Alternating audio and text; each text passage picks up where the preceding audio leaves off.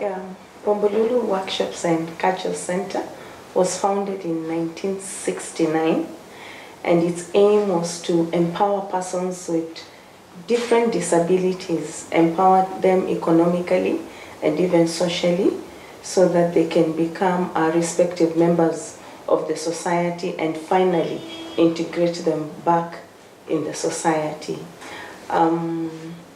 In 1969, when it began as a poultry farm. But in 1971, we started production of handicrafts. And we brought in persons with disability for skill training and employment in handicrafts making in our programs. There are different persons with disabilities: physical, blind, deaf, and mute. Those are the kind of disabilities we bring the people in. They are trained in 4 different production lines. We have jewelry production, we have fashion and design, that's textile production, we have leather production, we do bags, and then we also have wood carving, we do carvings. Yeah, because of their nature of disabilities, they are put in different segments in accordance to the kind of work they are able to do to a product.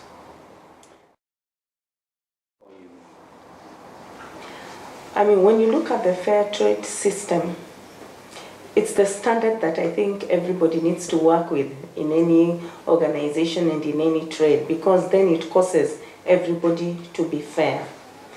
We live in a world where people are selfish and they want everything for themselves, and they can take advantage of the disadvantaged. Yeah, but the fair trade system helps you know that you need to work in accordance to its principles, where even during trade you are improving livelihoods of the less disadvantaged. You're causing them to work in an environment that is healthy. Yeah, you're giving back to them a fair wage, and all those principles that go with fair trade, considering the way the world is working business-wise, just wanting the best for themselves and not for the other. So for us, it's very important to work in the fair trade system. It has helped us improve, and in the essence, it trickles down to the people we are empowering, and even to the suppliers that we work with, because we expect them, we train them, we discuss about fair trade.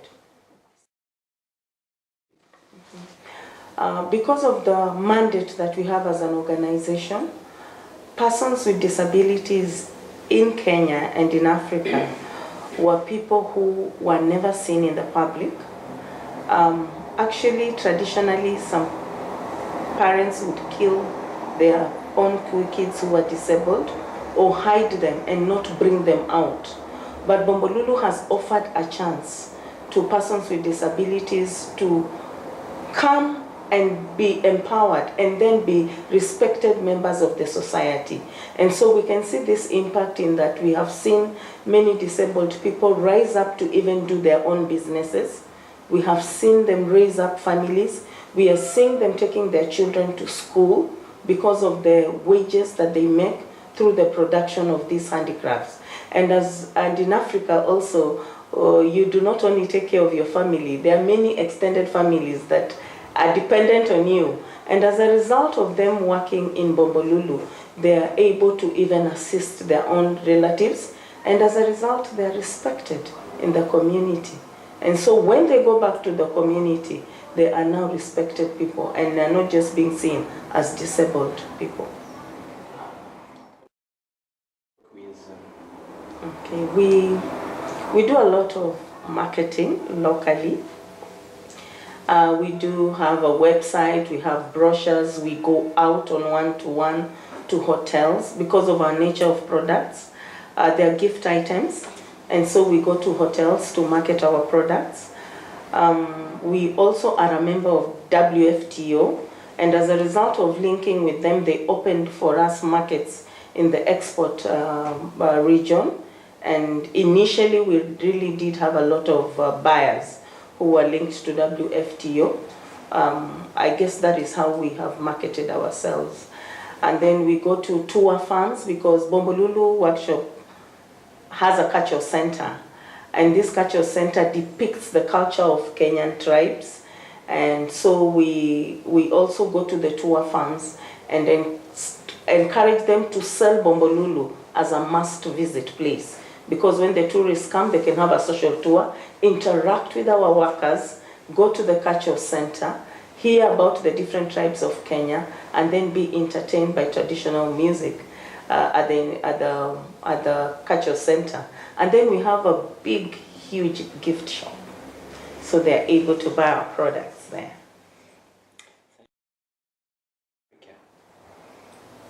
I believe many people who are already linked with fair trade, if they're able to influence other business people or people doing business or suppliers who are not yet involved in the fair trade movement, I think fair trade then is going to have a bigger impact in Africa if those of us already in it are able to reach out and we continue being an example for them to desire to emulate. So there is potential for fair trade in Africa.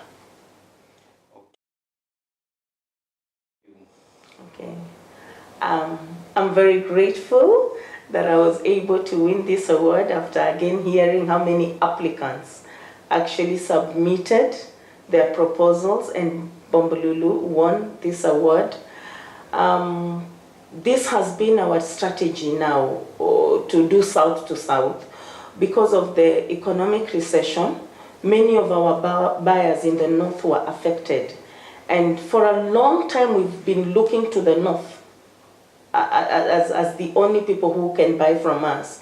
But we believe it's time now we looked within ourselves as a nation, and then the neighboring countries and South to South Africa and other countries, if we can trade amongst ourselves and improve business and also be able to just disseminate information about fair trade and influence people to trade fairly. So this means a lot to me, in that now I'll be able to embark on the business plan that we have for South to South. And so we are very grateful. Future.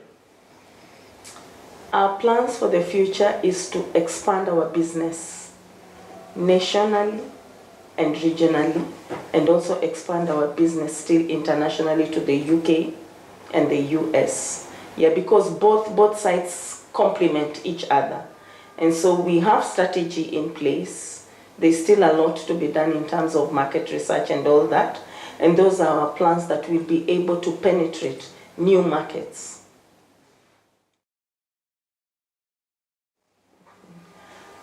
Our message to them is that